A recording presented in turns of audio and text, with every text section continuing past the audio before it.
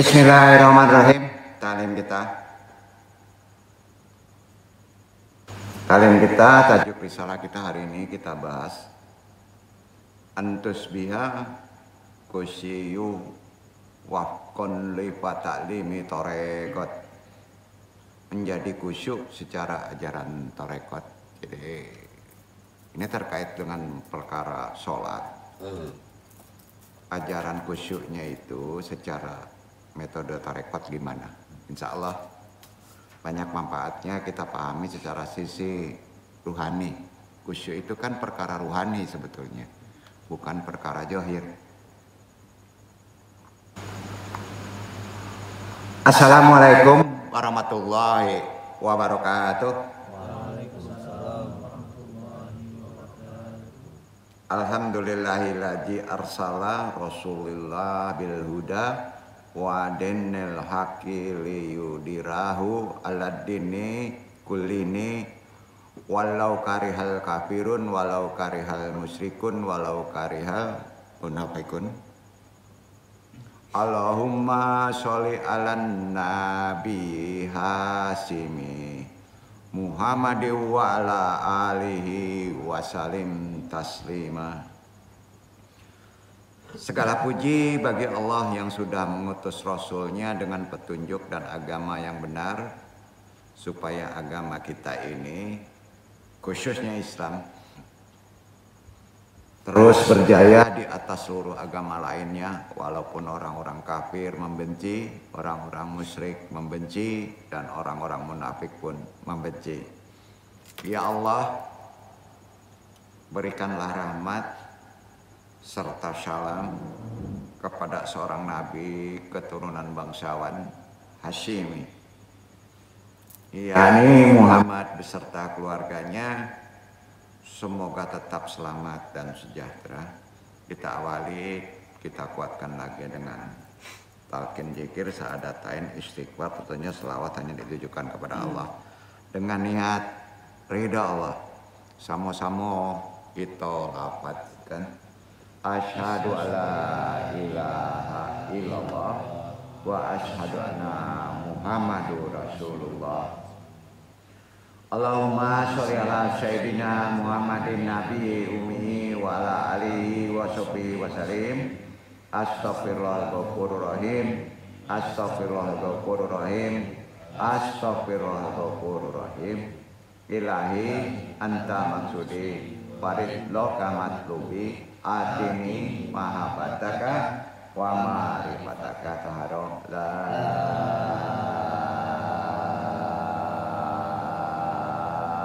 ilaha illallah la ilaha illallah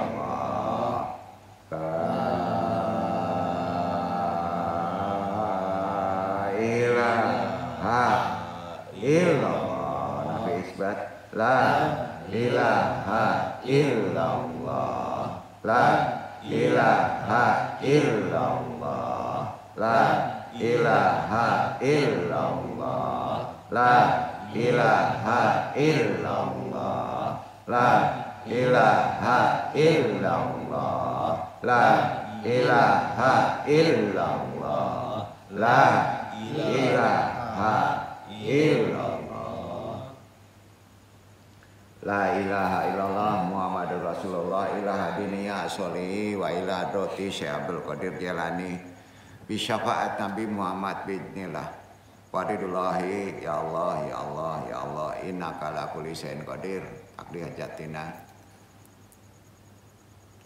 wa khususan abaruhi Nur Muhammadin khususan ila ruhi Nabi Yunaka khususan arwahi muslimin mu'minin wa muslimat wa bil khusus arwahi juriyatihi. Al-Fatihah. A'udzubillahi minasyaitonir rajim. Bismillahirrahmanirrahim. Alhamdulillahirabbil alamin arrahmanir rahim maliki yaumiddin. Iyyaka na'budu wa iyyaka nasta'in. Ihdinas siratal mustaqim siratal ladzina an'amta 'alaihim ghairil maghdubi 'alaihim waladdallin. Allahumma ahyina al-islam wa amitna ala sunnah Allahumma anta rabbi la ilaha illa anta khalaqtani wa ana abduka wa ala ahdika wa wadika masata'tu a'udzu bika min syarri ma sana'tu abu laka bi ni'matika alayya wa abu dzanbi faghfir li fa innahu la yaghfiru dzunuba illa anta. Allahumma ya qadiyal hajat, Allahumma ya kafiyal muhimmat, Allahumma ya dafiyal baliyat, Allahumma ya rafi'ud darajat, Allahumma ya safiyal amrad, Allahumma ya mujibad da'wat, Allahumma ya arhamar rahimin. Allahumma inna nas'aluka selamatan fidin wa afiatan fil jasadi wa jadatan fil ilmi wa barakatan fil rizqi wa taubatan qabla al maut wa rahmatan dal maut. Allahumma hawin al-adab sarkatil maut wa najatan minan nari wal afadal hisab. Rabbi syahri sadri wa yasiri amri wa hudatan lisani ya qahu qawli la haula wa la quwata illa billahil aliyil azim. Alhamdulillah.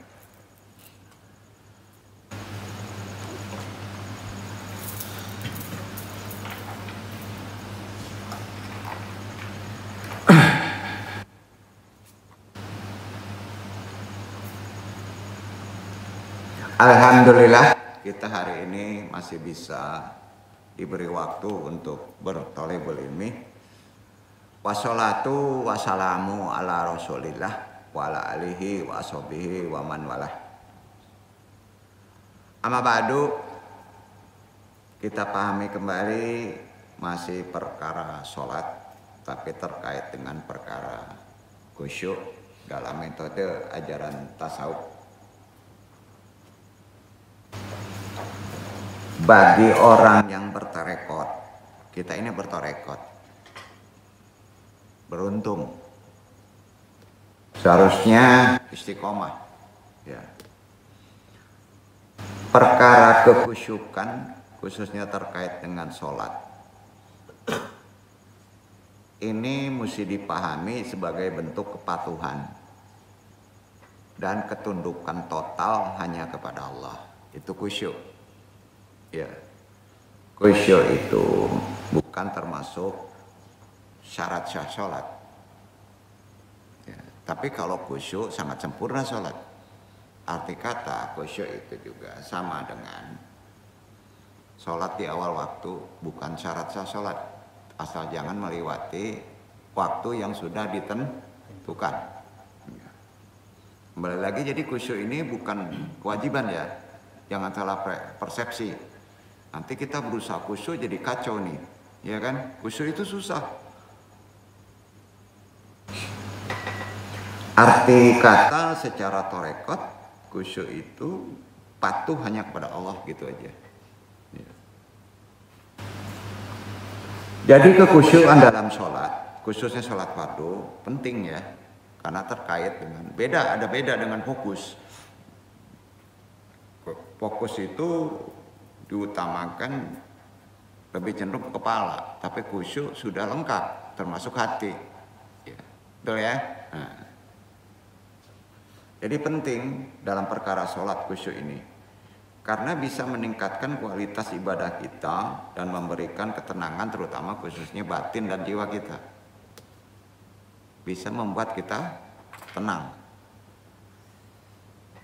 Banyak orang sholat tapi kok mungkin nggak tenang ya, karena khusyuknya nggak dipelajari. Bagi kita yang sudah mengikuti ajaran-ajaran metode tarekot, itu inti dari ajaran tarekot sebetulnya, kekhusyukan itu. Ya. Jadi kalau ada yang membid'ahkan perkara-perkara ajaran tarekot, aneh. Berarti dia tidak mengilmui tarekot itu. Tarekot yang sebenarnya adalah terkait gimana kita bisa sholat khusyuk dan sempurna. Maka kita bertahun-tahun melakukan zikir supaya kita bisa khusyuk kan. Itu intinya. Jadi kekhusyukan itu sekali lagi bukan hanya pula perasaan saja, tetapi juga tindakan. Jadi khusyuk itu setelah sholat tindakannya gimana? Kalau orang sholatnya khusyuk, pasti tindakannya akan patuh, tunduk, total kepada Allah secara umum. Dari pintu sholat ke sholat tidak akan melakukan kejoliman. Jadi kekhusyukan bukan hanya perasaan atau praktek di waktu ritual ibadah aja.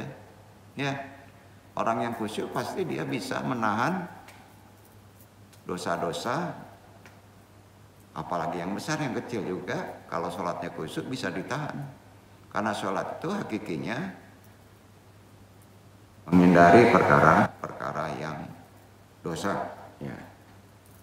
Tunduk dalam hidup hanya total kepada Allah. Jadi kekhusyukan bisa dicapai dengan memahami, menghayati untuk awal. Kalau sholat, pahami ayat yang dibaca, artikan Bismillahirrahmanirrahim dalam hati itu dengan nama Allah yang pengasih dan penyayang. Jadi arti dari bacaan itu dipahami, ya. Itu yang awal. Menghayati pula dari arti kata bacaan sholat, Allahu Akbar, Allah Maha Besar. Jadi setiap bacaan sholat dicapai dengan memahami, menghayati setiap bacaannya serta gerakan yang dilakukannya. Oh, ini waktu ruku, apa yang mesti baca? Ya, waktu qiyam berdiri, apa yang dibaca? Tasyahud, apa yang dibaca? Jadi kekhusyuan dalam ibadah sholat, khususnya ibadah sholat fardu, melibatkan upaya ya, menjaga hati agar tetap tenang, mata fokus ke ujung sajadah, ya, pendengaran hanya mendengar ucapan yang kita lafazkan. Berat tuh, karena ada bermain bisikan-bisikan asyaiton yang disebut korin lah, ya pasti itu. Terus rencana, memori, hawa nafsu, ya. Sebetulnya yang paling jahat itu bukan korin itu tadi, hawa nafsu yang bekerja sama dengan korin. Disitulah kita sulit khusyuk. Maka di ajaran Torekot itu dinafi isbatkan, ditiadakan, diadakannya hanya Allah. Ya.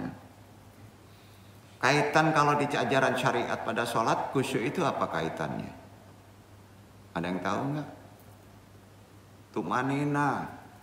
Apa? Tumanina. Ya.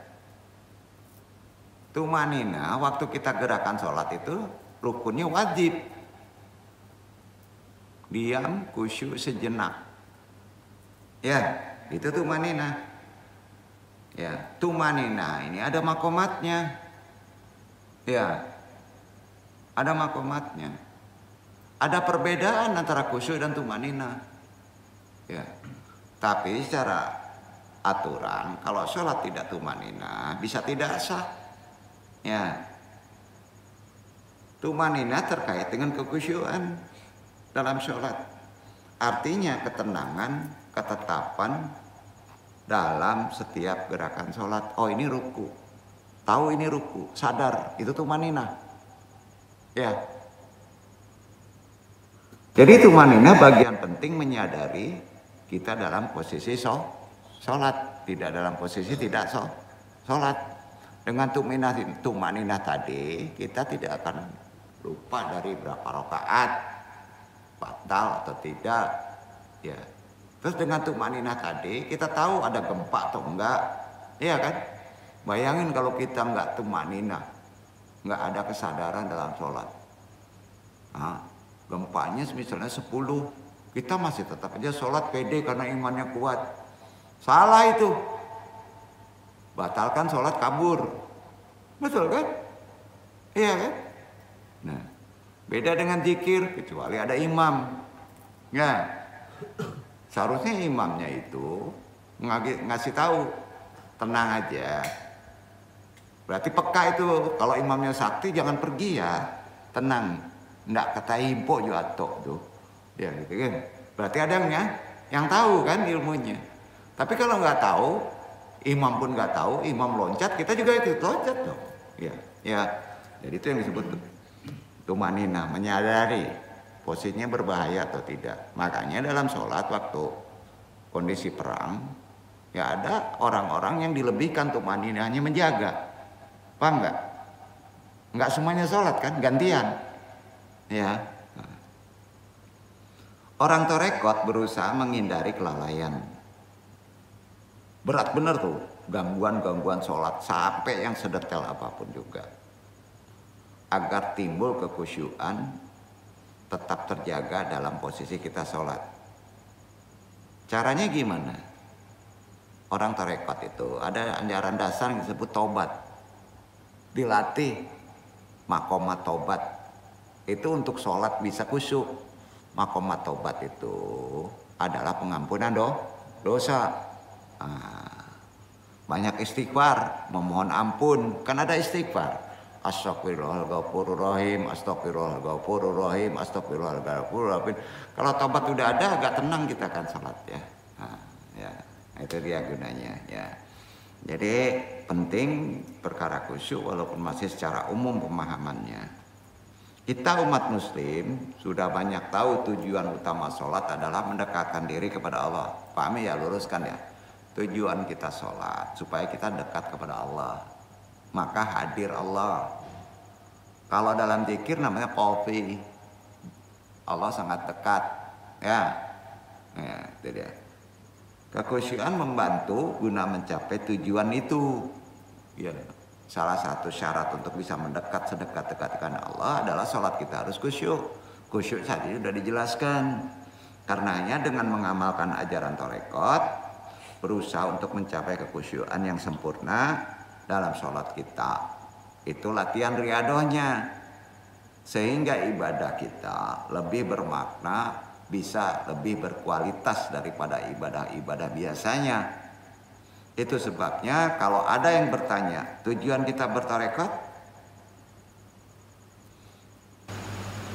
Tentu jawabannya guna bisa mencapai ibadah sholat secara benar, sempurna, mencapai tingkat kekhusyuan. Itu jawabannya. Tujuan kita belajar tarekat guna bisa mencapai ibadah sholat secara benar dan sempurna, mencapai tingkat kekhusyuan. Kalau bahasa syariat, guna kita bisa mengamalkan secara hukum-hukum fikih yang sudah ditentukan syariat. Ya beda. Tapi sama itu artinya kan. Karena syariat itu menghimpun. Itu tujuan sebenarnya. Dalam kita belajar tarekat, zikir, nafi isbat, manakiban, ya kan? Zikir harian. Jadi udah tahu. Jadi hakikinya kita mengamalkan ajaran tarekat adalah itu tadi, untuk bisa sholat kita khusyuk secara sempurna. Bukan selain itu. Bukan ingin sakti, ingin terbang, ingin suci, ingin jadi wali. Bukan. Itu bonus. Bukan ingin bisa dibedah ya tanpa belajar ya, tanpa ada bakat. Repot. Ya, gimana betot gitu ya. Karena masih ada yang kayak gitu ya. Ilmu betot, ilmu ini, ilmu hantu, itu belau dia. Maka ajaran tarekat disebut hantu belau. Gitu. Salah. Ya bukan itu. Untuk ibadah kita khusyuk ya. Bukan selain hal-hal yang sifatnya tidak khusyuk. Nah, itu dia. Makanya banyak orang kalau salah pengertian dalam ajaran tarekat membid'ahkan, mensyirikan. Jadi kita harus tahu tujuan utama kita bertarekat apa. Tarekat itu banyak, metodenya sama itu. Gunanya untuk kita bisa mendekat diri sedekat-dekatnya kepada Allah. Ajaran pokoknya sebetulnya tarekat tertinggi adalah sholat khusyuk. Gitu aja, ya kan? Nah, kalau syariat, belajar syariat, teorinya. Kalau di ruhaninya khususnya namanya tasawuf. Nah, itu dia. Perintah menunaikan sholat dalam Al-Quran memiliki beberapa diksi. Ada yang menggunakan kata qada. Dan ada juga yang menggunakan kata iqamah. Keduanya kalau diterjemahkan ke dalam bahasa Indonesia memiliki makna melaksanakan.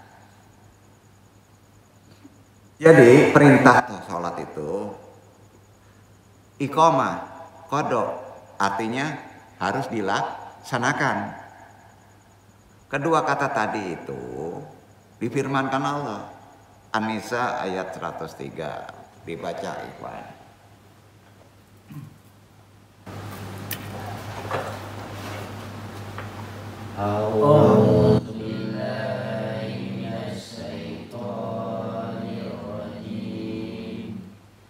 Bismillah.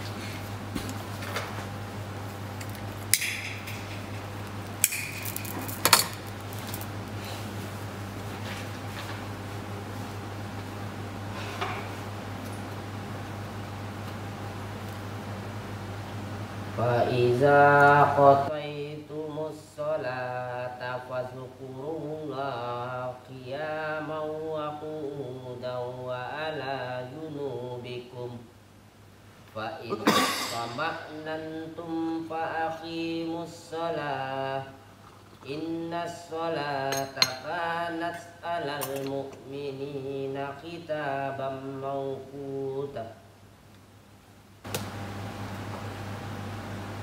Maka apabila kamu telah menyelesaikan sholatmu, ingatlah Allah di waktu berdiri, di waktu duduk, dan di waktu berbaring. Kemudian apabila kamu telah merasa aman, maka dirikanlah sholat itu sebagaimana bisa. Sesungguhnya sholat itu adalah kewajiban yang ditentukan waktunya atas orang-orang yang beriman.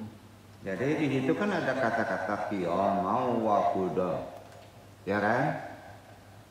Apabila kamu telah menyelesaikan sholatmu, jadi kata sholat itu terkait dengan dua kata tadi, qada dan iqamah, ya kan? Nah, kata qada memiliki arti menuntaskan, arti kata menyelesaikan, sedangkan kata iqamah memiliki arti dirikan, penuhi secara sempurna. Dalam bahasa Arab, kosakata yang maknanya mirip bukan berarti memiliki makna yang sama. Kan kata-kata qada dengan kata iqamah hampir mendekati makna yang sama, tapi berbeda arti. Ya.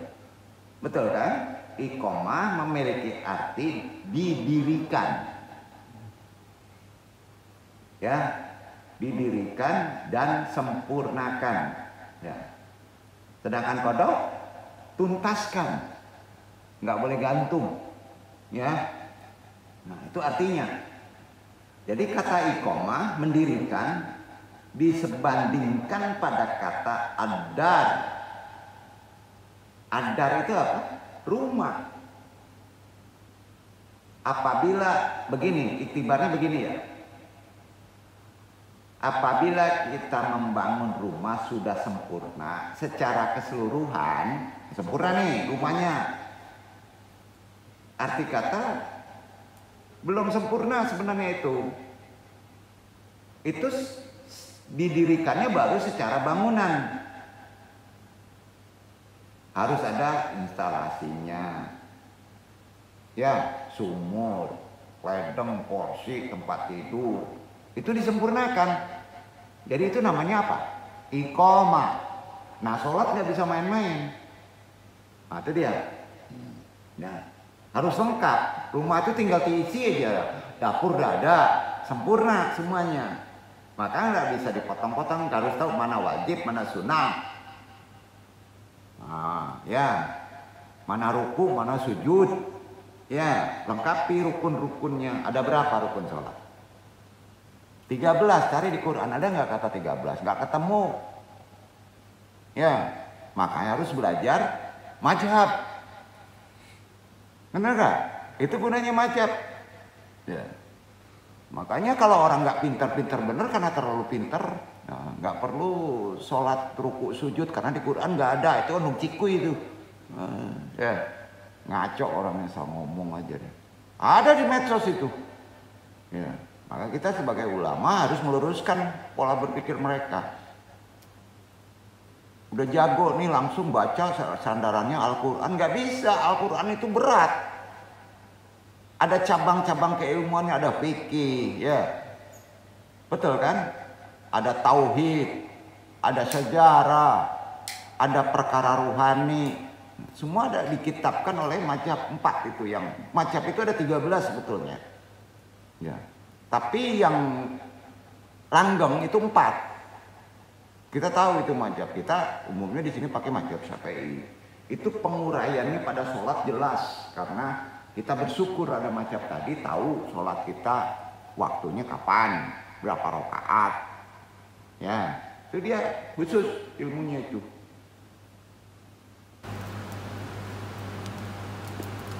Jadi dia jelas ya, sholat itu bukan segi bangunannya aja, tapi sudah sempurna rumahnya langsung diisi. Duduk ya. Nah, ini perlu menjelaskan. Nah, Jadi begitulah cara memahami kata iqomah pada sholat dalam Al-Quran. Jika sholat yang didirikan ya, sudah terpenuhi secara zohiran, ini diri, ini ruku, ini sujud, itu zohir.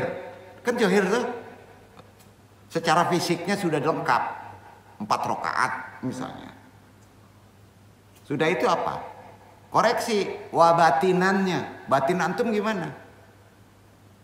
Jangan-jangan pikirannya walaupun ini otomatis aja nih, kayak robot, tuk tak pikiran kita duit.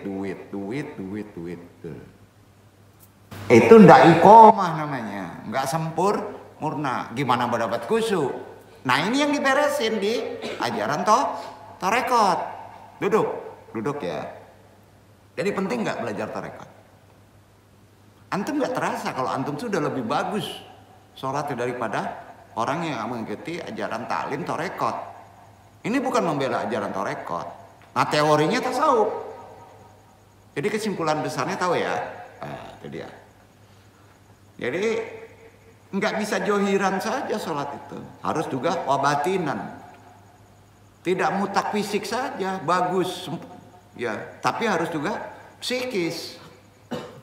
Secara batin, maksudnya adalah sholat bukan hanya sebagai kegiatan jasmani belaka, tetapi juga kegiatan ruhani. Bahkan penekanan ruhani lebih fokus.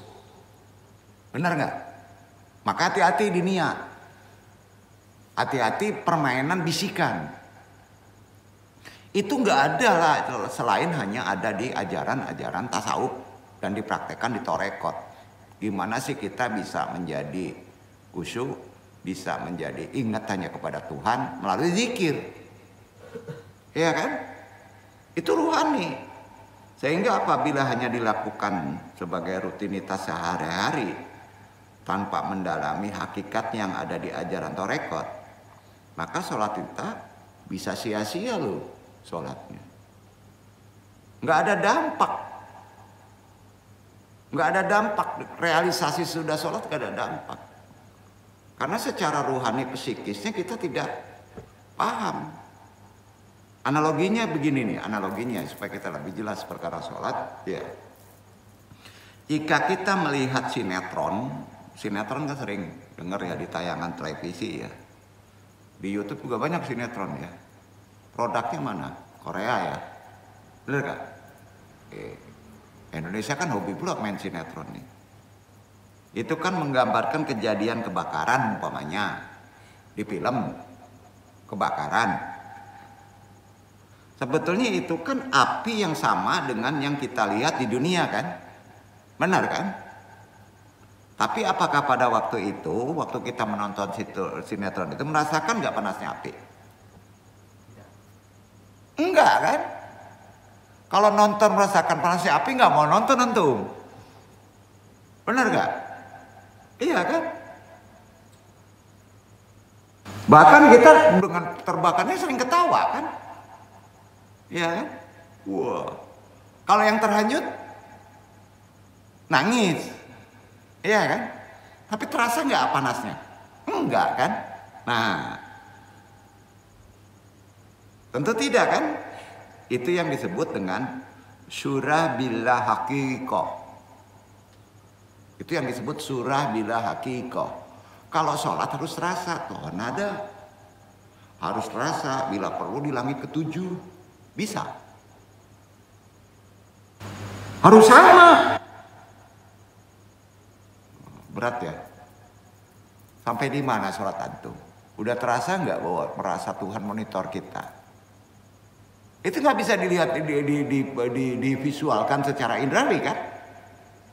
Itu nyebut surah bila haqiqah. Artinya gambar yang tidak nyata tapi yakin. Secara indrawi kan nggak kelihatan. Nah, makanya dalam praktek zikir itu mata ditutup. Benar nggak? Ini nggak zikir melotot dilihatin, keganggu nggak? Ngapain orang-orang lonjak lontong? Nggak ada surah bihakikahnya gitu. Wah ini pas nonton Wih, bid'ah nih, onjak-onjak lontong, ngeri ya, gitu ya. Padahal dia harus khusyuk kan, menutup indrawi kan, nafi kan. Ayo. Jadi kita sama tahu ya, pada sholat hanya dilaksanakan umumnya secara zahir, dan sholat yang dilaksanakan dengan melibatkan batin harus kasat mata. Ya, secara kasat mata keduanya sama, sedang menjalani rukun Islam yang kedua. Kan rukun Islam kedua sholat itu. Pertama syahadat. Tapi mengapa sholat yang pertama tidak berbekas dalam perilaku kita? Ruhani kita kemana-mana. Jangankan ruhani, pikiran kita juga kemana-mana. Nah. Nggak ada bekasnya itu. Ketika Allah Subhanahu wa Ta'ala berfirman dalam Al-Quran bahwa sholat dapat mencegah diri dari perbuatan keji dan mungkar, bisa nggak? Enggak. Karena rasa takut nggak ada. Khusyuk hakikat terendahnya adalah takut. Bisa juga kata takut. Jadi kata Allah, sholat itu bisa mencegah perbuatan dan keji dan mungkar. Kalau kita sampai titik khusyuk itu benar. Pasti benar itu. Sangat benar lagi. Nggak bisa didebat. Orang yang nggak khusyuk, yang nggak belajar sholat akan menyebut, mana mungkin dengan sholat tungtang bisa menghilangkan orang jolim, nggak korupsi. Kan gitu omongannya. Orang korupsi itu sholatnya nggak bener, nggak bisa khusyuk tuh. Ya pikirannya duit, ya bener nggak? Berpengaruh nggak? Jadi kepastian kalimat Al-Quran itu tidak mungkin ada margin errornya. Tahu margin error? Apa yang diucapkan Allah itu nggak mungkin ada errornya. Margin of error nggak mungkin. Karenanya untuk bisa mendapatkan intisari dari sholat sangat mustahil jika mendirikannya hanya sebagai ritual belaka. Nggak ada faedahnya. Paling kita hanya menutup kewajiban. Syukur-syukur Allah sayang. Bisa nggak sholat itu menolong untuk kita misalnya yang jomblo dari nikah? Berarti kalau misalnya masih belum mendapat istri, masih sulit terbentur, sholatnya beresin. Bener kan? Supaya bisa beres, gimana? Belajar torekot, karena yang paling berat khusyuk. Setuju? Berarti udah berapa persen nih kita belajar torekot? Tahunan ya? Betul kan? Kok nggak bisa juga sholat khusyuk? Ya itu bangkang istilahnya.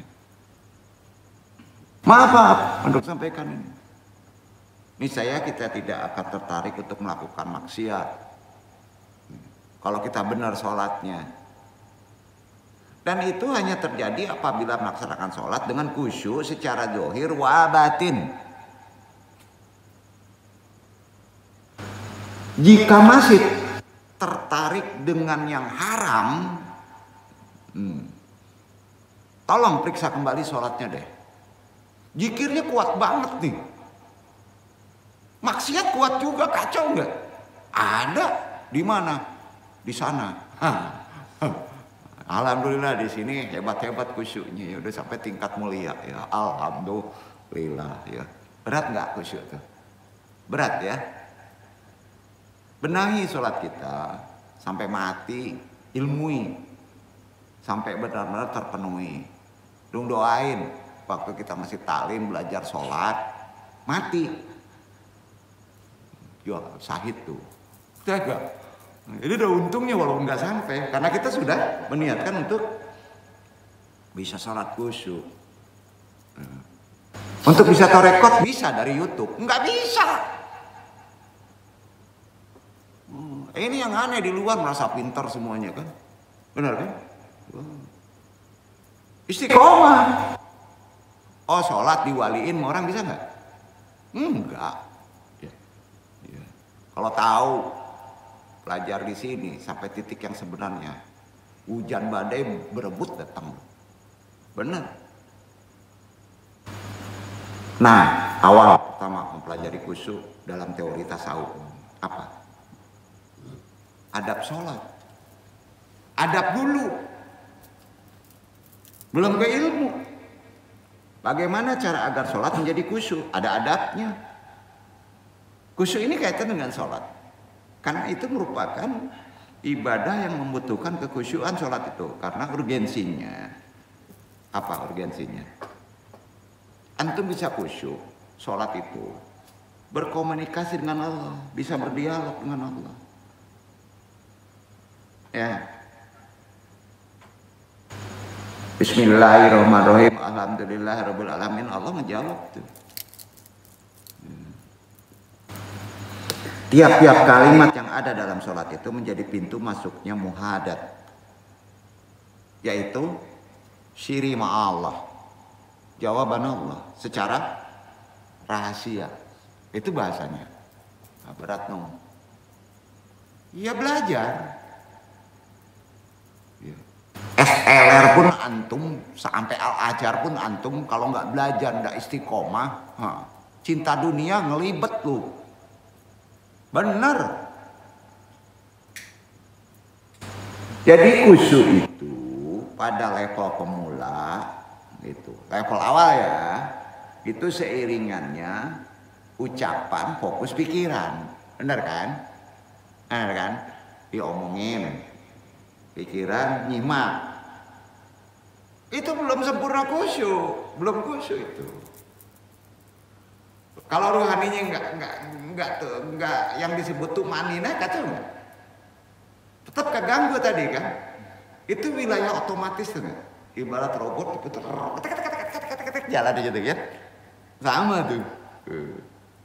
Itu level pemula, baru fokus. Orang yang sudah khusyuk sholat dengan batinnya ya, dengan ruhaninya akan bisa catat tuh. Itu bener nih. Makom raf'ul hijab. Sholat tuh. Dizikir nggak bisa. Kalau antum sudah bisa sholat khusyuk, ya, dengan batinnya pula khusyuk, tumaninah, maka antum duduk di makom raf'ul hijab.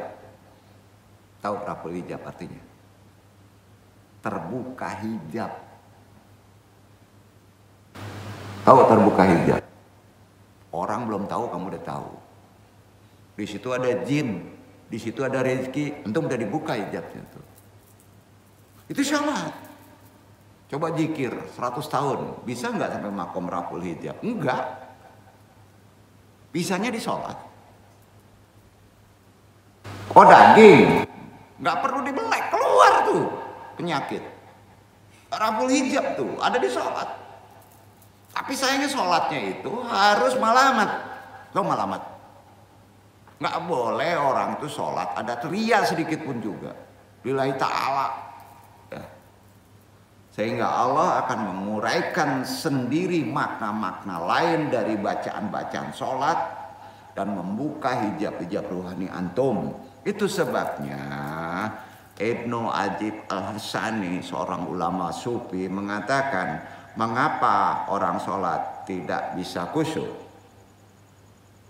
Apa jawaban beliau? Karena banyaknya lintasan-lintasan batin. Keinginan, kehendak, nafsu. Lintasan batin yang tidak diridai Allah loh. Kalau diridai Allah nggak apa-apa, ya kan? Lintasan batin itu salah satunya emosi.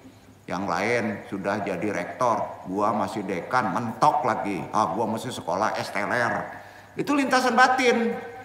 Padahal dia hidup, ke depannya nggak tahu. Bisa aja mati besok kan? Bayo. Lintasan kayak gitu itu mesti diberesin, bukan menghilangkan. Ya Allah, sampaikan saya untuk menjadi syarat menjadi yang tertinggi terhadap karir supaya kita bisa lebih sempurna ibadah kita, bisa menolong orang. Betul nggak tuh? Betul. Lalu pertanyaan, mengapa banyak lintasan-lintasan batin pada manusia? Ada yang bisa jawab? Karena manusia ada nafsu. Di situ letak bisikan. Di situ letak Qorin. Makhluk yang ngokol tuh. Sengaja Allah membuat kayak begitu. Antum harus diuji. Disitulah terpicu oleh bisikan setan seringkala kan. Nah disinilah pentingnya kita melakukan riyadhah. Tahu riyadhah? Latihan dengan zikir nafi isbat, menafikan hal tadi dengan taharah, diputar kepala, dengan wudhu yang lahir, dengan istighfar yang batin dibersihkan, benar kan? Nah sehingga gejolak hati, ya, hati itu ada gejolak jeleknya. Seorang hamba, seorang manusia yang berhubungan dengan keduniawian, waktu sholat akan tidak nongol, duduk. Nah, ini kan sering terbalik, pas sholat nafsu keduniawan nongol nggak? Ayo bohong, nah, beda. Makanya di UIN itu dipelajari supaya gimana nafsu keduniawian itu tidak nongol. Namanya ilmu tasawuf, ya. Tapi kalau isinya nafsu naik, gimana tuh? Kamu kaji kok? Doang, kamu kaji doang, enggak doang, meluruyan saya. Karena itu Ibnu Adib Al-Hasani juga menggambarkan nafsu seperti pohon. Sejarah artinya. Pohon itu artinya sejarah. Nafsu itu kayak pohon. Pohon itu bahasa Arabnya sejarah. Ya. Sifat buruk di pohon itu diiktibar dari Quran apa? Buah yang ranum. Sedangkan setonnya, korinnya, burung. Tahu nggak burung? Ya. Jadi kalau kita inginnya surga ada buah ranum, ya. Pas pohon berdiri ada buah ranum nih. Ya. Burung langsung mendekat nggak? Langsung kan? Iya kan? Wih, makanan nih. Iya kan? Duh, dia. Melintas tuh burung-burung. Matoknya tuh, udah. Buah itu bolong-bolong. Ya.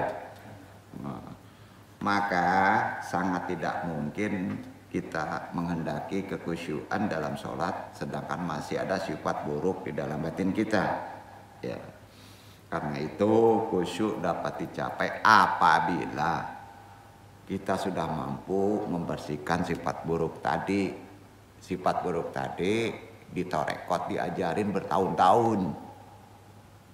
Talqin zikir, tobat, betul kan? Sampai diisi dengan kebaikan, kofi. Karena semakin sedikit sifat buruk, nggak bisa sekaligus tuh, latih terus. Makanya sabar. Semakin mudah bagi kita khusyuk. Dan khusyuk itu ada ikhtiarnya memang berat, tapi jangan diniatkan khusyuk dengan ikhtiar mendapatkan khusyuk. Lakukan saja ikhtiarnya bertorekot. Karena sifat khusyuk yang sempurna adalah anugerah Allah. Sama disebut hidayah. Ya, itu sebabnya khusyuk memerlukan proses. Sepakat? Ini ilmu. Sepintar apapun juga khusyuk itu memerlukan proses. Enggak. Karena kata Allah, khusyuk itu anugerah bagi orang pilihan. Jadi salah lah. Lah khusyuk itu perlu prosesnya torekot. Gitu bro. Ngajarin siapa nih? Ya, nah. Jadi khusyuk memerlukan proses. Apakah khusyuk itu selalu sama intensitasnya? Jawabannya tidak. Dia udah belajar nih, tahunan nih, ya, ditorekot nih. Permanen khusyuknya? Enggak. Berat tuh. Karena apa? Tingkat kesadaran kehadiran ilahiyah yang sama dengan namanya ketika antum sholat, itu ketentuannya ada di Allah. Duduk. Tuh dia. Karena itu membuka hadrah ilahiyah itu tidak ada ikhtiarnya. Itu wilayah takdir tetap. Jadi sholat itu akan terbuka hadrah ilahiyahnya maka makomat antum. Bisa terbuka hijab. Paham? Paham ya? Jangan dipikirin itu ya. Nanti dicairin pula gimana nih. Membuka makom ilahiyah, hadrah ilahiyah. Allah datang. Terbuka hijab. Itu nggak boleh dipikirin ya. Allah itu maha sayang sama kita. Ya. Maka hanya ada dua kemungkinan yang dialami seorang hamba. Kalau terbuka hadrah ilahiyah, mau terbuka hadrah ilahiyah, mau kan? Pertama antum gila,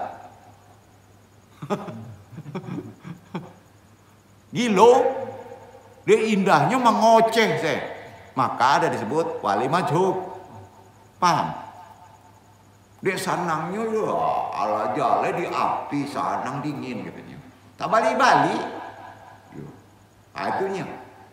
Berarti pertama bisa gila, yang kedua bisa mati. Tapi Allah menghendak ada daya tahan kesempurnaan tadi di tubuh antum, maka orang itu akan disembunyikan dengan malamat. Menjalankan sholat khusyuk, titik puncak menghadirkan Allah. Titik puncaknya, kalau syariat menyebutnya isyan. Ya. Di dalamnya bukanlah perkara mudah. Gampang nggak? Baru tahu kalau sholat khusyuk itu susah. Ya, bukan mudah. Di mana dalam sholat mata kita terbuka? Iya kan? Syariat yang harus terbuka. Beda dengan zikir, karena itu latihan. Sholat itu harus sadar. Dekeci anung Allahu Akbar langsung tutup mata. Beda-beda. Orang yang tutup mata, yang jelek langsung masuk. Orang yang terbuka mata, ya, yang jelek nggak masuk karena ngelihat sajadah. Maka sajadah sebaiknya putih aja. Kalau ada gambar, masuk tuh gambar tuh. Betul nggak? Ya. Jadi secara keilmuan, sholat itu harus sadar. Sadar itu mata terbuka, ngomong, sadari tubuhnya, tahu ada anak kecil. Mana imam, mana makmum. Betul kan? Bukan sholat langsung nongkrong seperti di langit, beda hadrahnya tuh. Ya. Karena sholat itu menghadirkan hati, menghadirkan Allah, bukanlah perkara mudah. Karena di dalam sholat, mata kita terbuka, bacaannya selalu berubah. Iya kan? Sekarang hulu, besok anas. Iya. Iya. Sedangkan khusyuk menuntut kita fokus satu. Oleh sebab itu memunculkan kekhusyuan, menghadirkan Allah nggak semudah apa yang dibayangkan. Ya, betul nggak? Perlu apa? Perlu proses, perlu latihan. Latihannya thariqah. Melalui mujahadah, riyadoh dengan zikir. Itu dia bahasanya. Dengan zikir. Dengan zikir, hati yang dipenuhi sifat buruk akan cepat menjadi bersih. Bersihin hati dengan Nabi isbat zikir.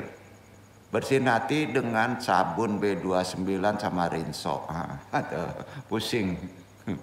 Kajinya pusing. Itu bersihin fisik. Pakai air. Ya. Bersihin hati pakai air. Gimana caranya? Ya. Makanya pas kita wudu harus hadir pula toharo. Istighfar. Jadi perlu proses nggak? Perlu kan? Nah, dengan zikir hati yang dipenuhi buruk akan cepat bersih sebagaimana membersihkan karat pada baja. Kalau karat itu di besi, bersihnya pakai apa?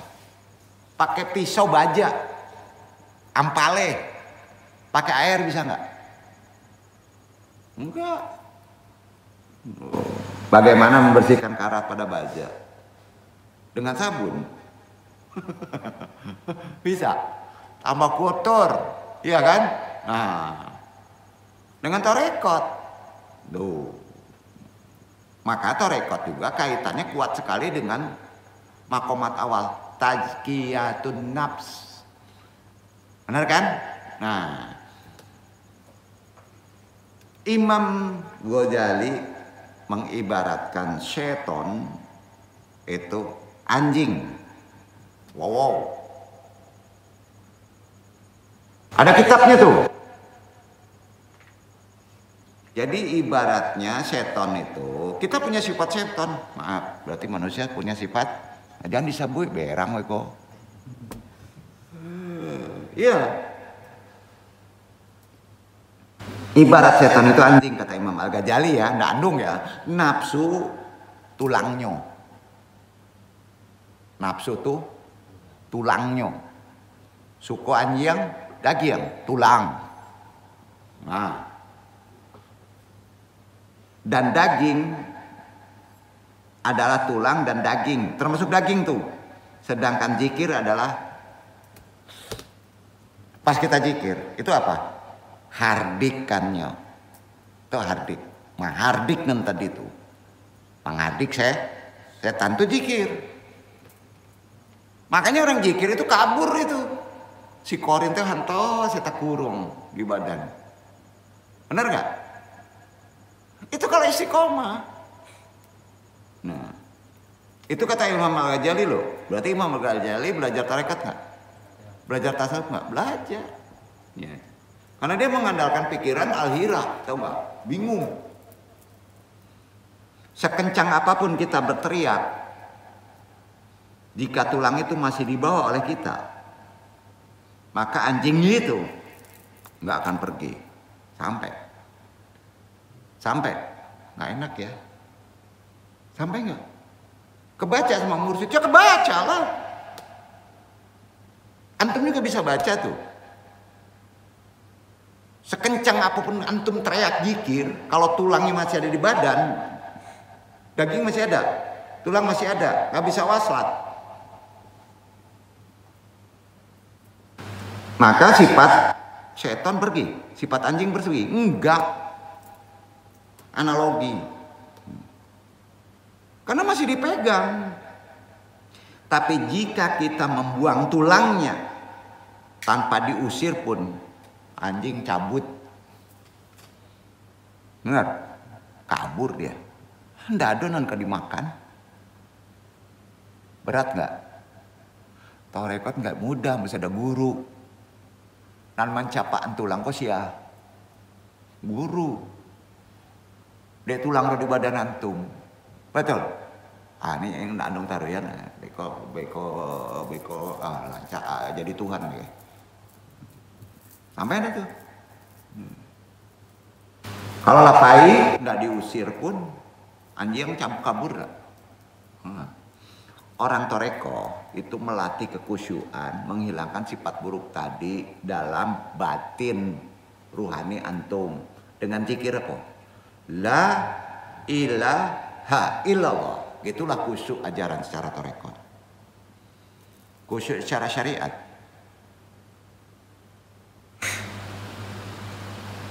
Apa bacaan? Pahami artinya, renungkan maknanya. Buset, mabuk loh. Sementara tulang masih aduh. Gue sendu ngaji. Enggak ya, tapi benar kan? Nah, penting ajaran tarekat, penting teori tasawuf, bisa dengan buku. Dong doain jangan datang sini. Kalau masih berprinsip dengan buku, bisa buang tulang, perlu orang lain.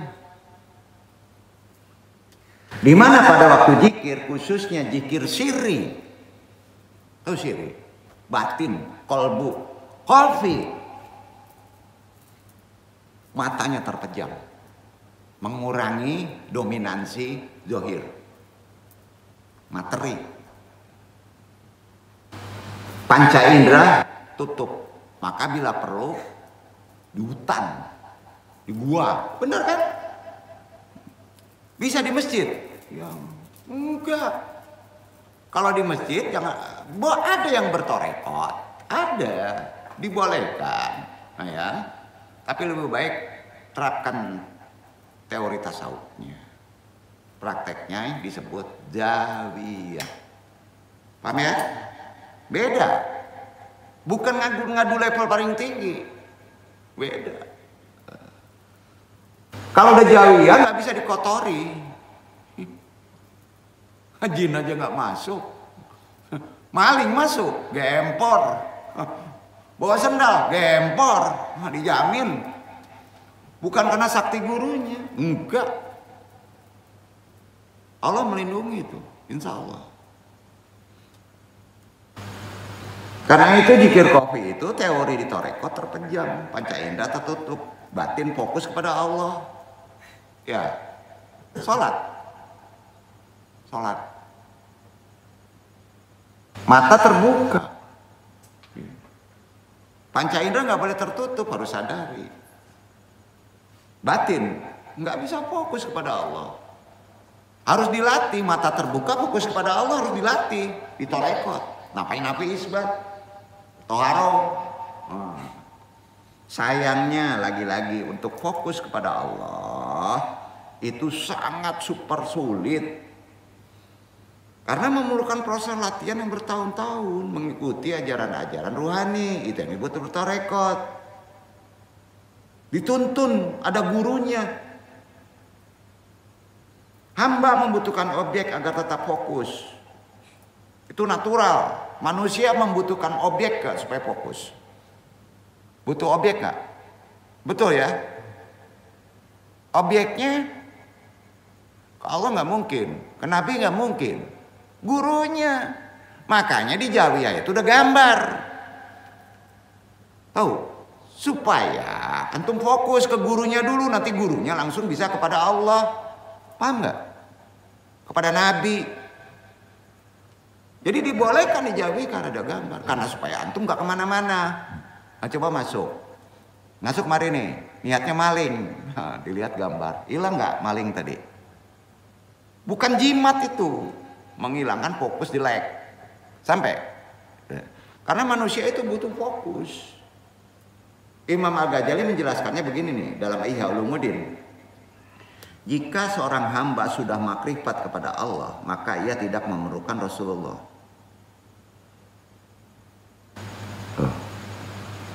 Kalau udah makrifatullah berat, tidak memerlukan lagi perantara. Udah tinggi banget makamatnya ya. Nah, karenanya seorang sufi keren nih, Junaidi Al-Baghdadi ngomongnya gini, as-sufi antakuna ma'allah bila alaqah. Permasalahannya kita belum bisa pada posisi tadi langsung kepada Allah, belum bisa. Antum sholat langsung melihat Allah secara rohani bisa? Belum bisa. Ya. Memang nggak bisa. Ya kalau nggak marifatullah. Karena itu disebutlah sama ulama sufi tadi, taquna ma'allah bila alaqa. Membutuhkan yang sudah sampai ke hadirat Allah, itulah mursyid. Maka tanya mursyid antum siapa? Tuh. Orang yang sudah sampai ke sempurna, yaitu paling tinggi makomatnya ada di Rasulullah. Rasulullah bisa dibayangkan, ketemu aja enggak? Benar kan? Tapi jika kita tidak bisa sampai untuk menghadirkan Rasulullah, maka cukup membayangkan wajah guru mursyidnya gitu aja. Bukan guru mursyidnya Tuhan, bukan guru mursyidnya Rasulullah, karena guru mursyid akan yang menyambungnya. Itulah ada sanad. Sampai nggak tuh? Ya, ini dibitahin lagi kaji ini. Ini orang pada gendeng. Dengerin dulu ajarannya, metode itu. Oh, pengen sampai ke Rasulullah, langsung ke Rasulullah. Kapan ketemunya? Jadi harus KKN, bro. Iya kan? Siapa yang sudah pernah ketemu? Guru mursyid. Guru mursyid juga ada yang belum sampai langsung. Ke atas lagi. Makanya banyak wasilah, tawasul, kirim Fatihah. Benar kan?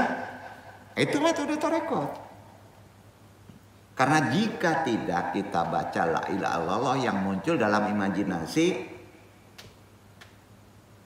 sakti, kebal, duit, bacanya la ilaha illallah, bener gak? Yang meramaikan batinnya ujungnya, itu aja. Wah ikutlah talqin zikir supaya cepet ini dapat beasiswa katanya. Kacau nih orang nih. Bukan ngaco tuh. Bukan begitu. Batiniahnya menjadi terkontaminasi. Nah, ini perlu dipahami, bukan menyudutkan.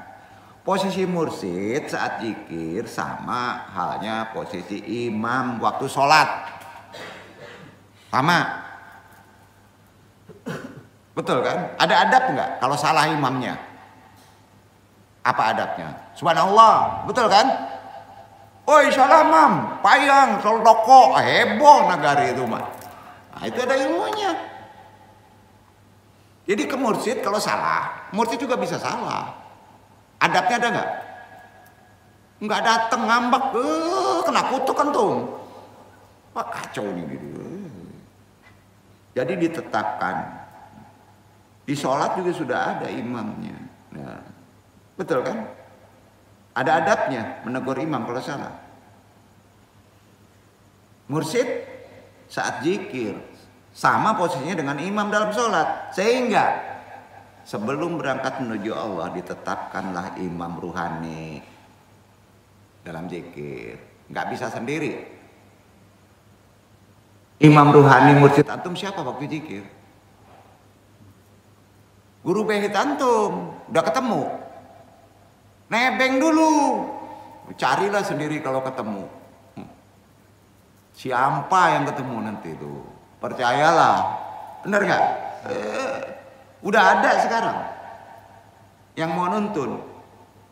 Kirim Fatihah aja enggak. Bismillah rokok. Pusing. Ya enggak? Kirimnya Fatihah. Ada mursyid yang kemudian mengajari menghadirkan Allah. Ditipu pula mursyidnya tuh. Enggak gedek loh. Ya kan gak heran kalau kena kutuk ya.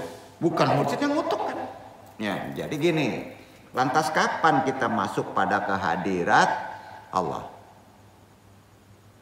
Ketika batin sudah bersih, nafsu bersih, bukan dihilangkan. Batin bersih, nafsu bersih. Dan Allah subhanahu wa ta'ala baru menyingkapkan hijabnya sampai pada posisi antum akan dibawa ke al-ma'rifatul ghaibiyatul ghairu yatubi wujudil wahdaniyatihi. Artinya pengetahuan yang tak terlihat tentang keberadaan kesatuan. Udah, antum akan sampai pada al-ma'rifatul ghaibi iyatul ghairi yatubi wujudil wahdaniyati. Pengetahuan yang tak terlihat tentang keberadaan kesatuan. Antum sendiri yang ngerti itu. Persoalannya khusyuk dalam sholat bukan perkara mudah untuk mencapai ke titik tadi. Memerlukan imam, memerlukan mursyid. Sabar. Enggak banyak orang yang mampu melaksanakan sholat dengan khusyuk. Walaupun bukan termasuk rukun syarat sah sholat. Tetapi khusyuk penting saat seseorang melaksanakan ibadah. Sebenarnya kalau mau diilmui, ya, cara mengilmuinya gimana? Bertalim. Enggak dipakai tidur itu risalah. Iya kan? Perkara khusyuk dalam sholat bukan perkara susah. Kalau dibalik lagi tadi bukan perkara susah. Berarti perkara gampang. Kalau ada guru diilmui, ada petunjuk diikuti, dibangkangi. Ada aja nanti itu. Bener gak? Nah, sebelum kita ke inti pembahasan perkara khusyuk, sambil tutup kaji dan jelaskan lebih dalam lagi ya. Sholat menjadi mudah sampai titik khusyuk. Misalnya gini, boleh andong minum, batuk terus, boleh ya. Kaku tadi gajinya. Ada istilah gundar KW, talampau gundar enggak ya? Gunanya kan untuk barasi kan. Kalau membarasian basi harus jo gundar baja kan. Enggak bisa jo sepon kan? Enggak ya. Jo sepon bikin bakarat kan? Iya kan? Di ala kare. Enggak bisa jo sepon. Iya kan? Sabab kare, nah, dia enggak ba ilmu. Lagi ba ilmu dong. Sampai teler lah seorang. Jadi gini, sebelum ke inti pembahasan perkara khusyuk, sholat menjadi mudah nih. Terlebih dahulu kita misalkan agar hidup bahagia. Mau bahagia? Ini kaji nggak nyinggung. Enggak. Gini. Dengan cara menganggap segala hal yang terjadi pada kita merupakan kenangan. Yang sudah terjadi itu kenangan. Oh enggak? Kenangan. Lah itu kenangan. Kapatang dan WKP gagal kenangan. Sampai. Ya. Kapatang dan hampir dape jo orang lubuk minturun kenangan. Paham? Jadikan kenangan saja. Kenangan apa? Bukan kenangan terburuk. Enggak boleh. Kenangan terbaik. Paham? Supaya ada berkah. Sampai ndako. Lebanie. Nan sagalo terjadi nan ala berlalu adalah kenangan terbaik menurut si Andong. Itu dulu kalau ingin bahagia. Kane gampa, kane usia sadonyo kenangan terbaik. Sampai dagang awak tengah malam dah bindung kenangan terbaik. Sampai alah, yo kapatang adi awak kane takicu ju orang mabuk gelek kenangan terbaik. Sampai alah. Lanjutan. Ingin bahagia, sadonyo nggak ada kenangan buruk, kenangan terbaik. Dan itu sifatnya terakhir kali. Lah sampai. Dia awak enggak mau ulang balik. Itu sifatnya terakhir kali. Buih macam itu. Dalam batin. Itu kenangan terbaik saya dan sifatnya terakhir kali. Acok disebut itu. Enggak kan? Nah itu enggak mau belajar. On dulu kan. Terakhir kalinya enggak dipakai. Ulang lah. Allah berdasarkan persangkaan hambanya. Kunci itu. Terakhir kali dalam hidup ini ya Allah. Kenangan terbaik itu. Jangan dikaji buruk baiknya. Kenangan tuh. Tapi itu yang terakhir kali dalam hidup kita. Kalau yang terbaik diulang dong. Enggak bisa. Kenangan terbaik saja. Kalau sampai itu. Bahasa Minangnya supaya gampang ya. Ini supaya hidup kita menjadi nikmat. Semuanya dianggap kenangan terbaik. Tapi harus diukur yang terakhir kalau dapat kenangan buruk. Menjadi kenangan terakhir. Terdapat cara mudah agar sholat seorang khusyuk. Nabi ngajarin. Gimana? Untuk mancing kau. Ada ahli fikih. Ado ndak hadir ya. Ini cara mudah dalam sholat supaya khusyuk yaitu menganggap bahwa sholat itu merupakan sholat terakhir bagi dirinya. Kata Nabi itu. Ya, tadi sholat Isya. Anggap tidak ketemu sholat lagi. Maka Isa tadi serius enggak? Itu hadis. Beko kalau diniaan matiin doang katanya. Ini enggak usah cameh, mati enggak urusan awak, enggak urusan niat, mati urusan Allah. Itu ilmunya. Duduk enggak? Anu aja kok. Ya, supaya bisa khusyuk, karena khusyuk susah kan? Tiap sholat anggap itu sholat kenangan terakhir. Sholat terakhir bagi diri kita. Kalau itu perasaan itu muncul di dalam hati kita, maka waktu kita melaksanakan sholat pasti serius, pasti benar, pasti nggak main-main, betul nggak? Kok indah ngaji?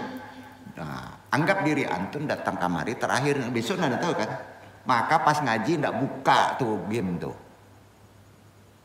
benar. Serius tuh.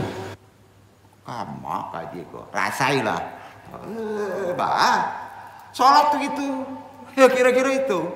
Maka serius. Makanya resep Nabi supaya sholat menjadi khusyuk diajarin. Sholi sholatan kanaha sholatuhu muwahidin. Sholatlah seakan-akan sholat itu yang terakhir. Hadis itu sahih. Hebat kan Nabi ngajarinnya. Tuh. Sehingga terus kita nyaman kalau begitu di sholat kita. Dan kita menganggap ini sholat terakhir. Takut nung katanya. Beku mati beneran. Urusan mati, urusan Allah, enggak urusan niye. Sampai walaupun disebutkan Allah berdasarkan prasangka hambanya itu ke rizki. Bukan takdir mutlak, paham dong kece orang sinan. Jadi sholat kewajiban pertama seorang muslim setelah syahadat. Iyalah, rukunnya gitu. Sebuah ibadah yang Allah wajibkan langsung dari atas langit kepada Nabi kita Muhammad SAW. Sebuah ibadah yang menjadi indikator kebaikan keislaman seseorang, maka disebut tiang agama. Sayangnya banyak di antara kaum muslimin yang masih berat untuk melakukan tepat waktu berjamaah di masjid. Enggak jarang juga sebagian dari mereka harus dipaksa terlebih dahulu dan tidak melaksanakannya dengan hati yang lapang, penuh penerimaan. Enggak heran kalau Allah berfirman. Al-Baqarah 45, baca Iwan.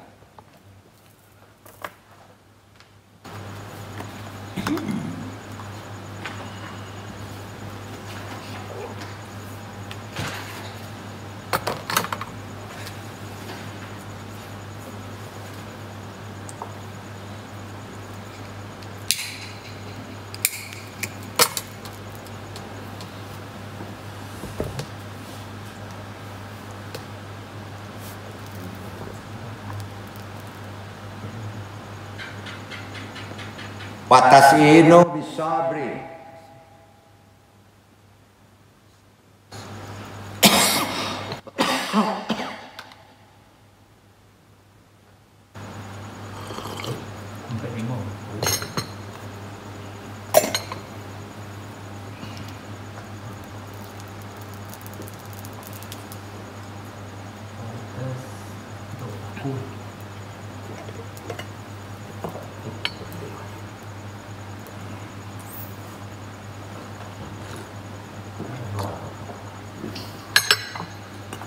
Wasta'inu bis-sabri was-shalah wa innaha laqabiratun illa 'alal khashiin. Jadilah sabar dan sholat sebagai penolongmu, dan sesungguhnya yang demikian itu sungguh berat, kecuali bagi orang-orang yang khusyuk. Bisa sabar mas sholat jadi penolongmu dalam segala masalah. Banyak yang nggak bisa. Dan sesungguhnya yang demikian itu susah, berat, kecuali jawab khusyuk. Itu dia. Khusyuk belajar sendiri. Khusyuk perlu torekot, bukan menangin torekot. Perlu mursyid nggak? Buang tulang. Kan tadi dijelasin.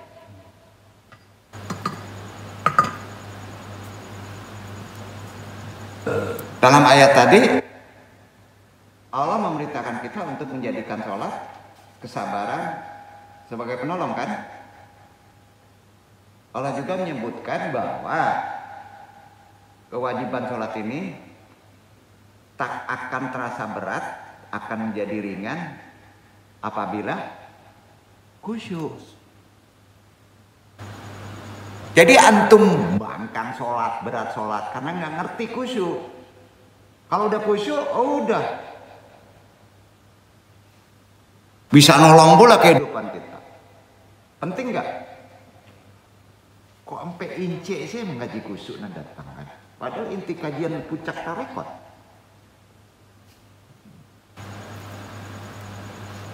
Pas kapatang datang ngaji dia memerah tulang, sakit lah badan. Karya mana dong gaji? Kan tadi lah dikecean. Kalau membarasian basi itu harus jo basi balik, tapi nan lebih kare. Aduh. Kan apa? Untuk siang, untuk andung, enggak. Ya nak, latih belum mengoceh kan? Dapat kopi, dapat segala air putih. Insya Allah mudah-mudahan berdoa saya beko dapat goreng, kan gitu. Iya nak. Kalau khusyuk sadarnya jadi gampang, jadi nikmat. Menimbulkan kecintaan seorang hamba terhadap sholatnya, pasti ia akan menyesal apabila terlewat dari melaksanakan tepat waktu, apalagi meninggalkannya. Kalau antum sudah dapat khusyuk sekali aja, akan timbul rasa sedih otomatis. Apabila tidak melakukannya secara berjamaah, tandanya apa? Kalau khusyuk nggak dapat berjamaah, karena yang tanggung jawab imam. Duduk nggak? Itu dia. Sepanjang apapun durasinya, apabila seorang hamba benar-benar khusyuk, maka ia akan merasa ringan dan tidak akan merasakan kelelahan, insya Allah.